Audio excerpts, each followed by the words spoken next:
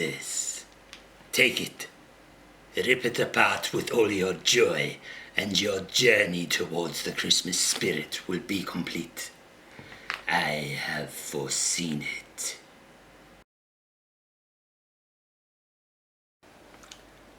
Hello people, I am Sky Demolisher and welcome back for another 12 days of anime video. The topic of this video is my favourite anime series that I rewatched in 2019, and that is Mobile Suit Gundam 00 or 00. I'm going to say 00 because I would prefer to call it that, although I'm pretty sure it is actually the 00. I'm not going to be elitist on this, I don't particularly care. I've only put the box set that I've got here. I do also have the film that finishes off the story, but that would mean digging through a lot of DVD cases to try to find it, and yeah, I'm not doing that. I only just cleaned up part of my collection yesterday. It takes a very long time. Very, very long time. I have a lot of stuff. A lot of stuff. So, 00, or 00, is one of the, I guess you would say, offshoot Gundam series.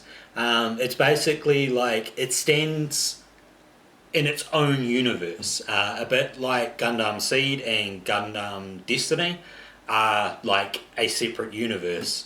And I believe that the Iron-Blooded Orphans is also a series that stands on its own, whereas the other Gundam, like Mobile Suit Gundam, Zeta, Unicorn, blah blah blah, all of those, because there's so many and there's far too many to actually name all of them, all of those are connected and basically follow each other. Or bring in elements of other stuff. So, one of the things I'll note about this series is that it is the first series that I watched that is completely devoid of Zaku suits. I think one of the things that kind of makes this an amusing series for me is, although there are some very, very cool non-Gundam suits in it, it certainly does far better at making you love the Gundam suits than any of the others. Because the others are just sort of meh. Other than one.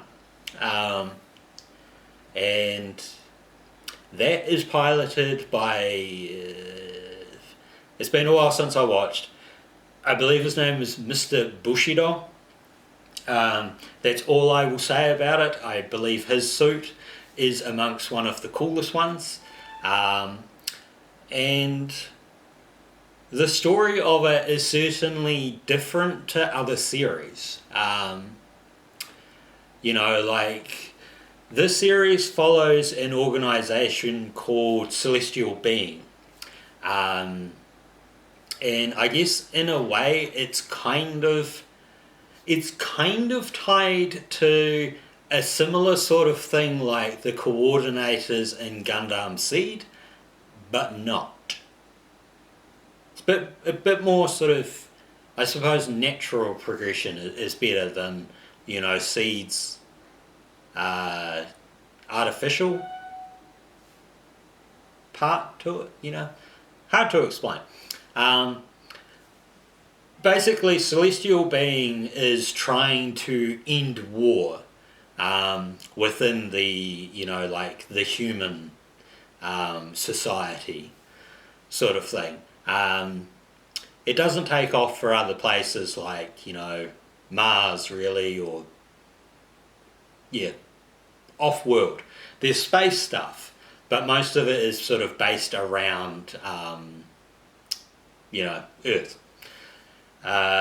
It's certainly an interesting series. I think, from memory, it's close to 52 episodes, so it's like a full-on thing. And definitely the end of season 1 is devastating. like, all I'm going to say is Haro. And if you know the scene I'm talking about with Haro, you'll know what I mean, that the end of that season is quite devastating. And the fact that it went on to a season 2 is really, really interesting. I love the characters in it, particularly because they're all sort of got their own individuality to it. I think some of the other series have certainly suffered from these characters are the same as the characters from the original Gundam. So like Gundam Seed is basically the original Gundam with different characters, but you can see that they're very, very clearly based off the same people. They've just sort of changed their names. I don't feel like that is the case with this series. They certainly fleshed out the characters a lot better. It's probably, I think it's not actually a well thought of series by other Gundam enthusiasts, because it is really quite different to the other Gundam series. So this is a series that I would definitely recommend watching. If you're looking for something that's a little bit different and you don't want to take a big dive into like the original Gundam universe, or trying to get through like Seed, because Seed is, I think, the same length as this, but then Seed also has Destiny, and I've never watched Destiny, but I know that it continues it, and I think Seed has a number of movies as well, whereas this, from what I can tell and what I remember, everything is in the series bar the end film.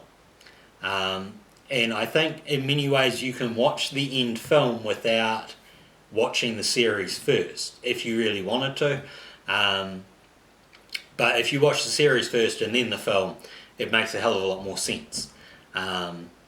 So for 2019, this has by far been my favourite my favourite anime. I wouldn't say my favourite character.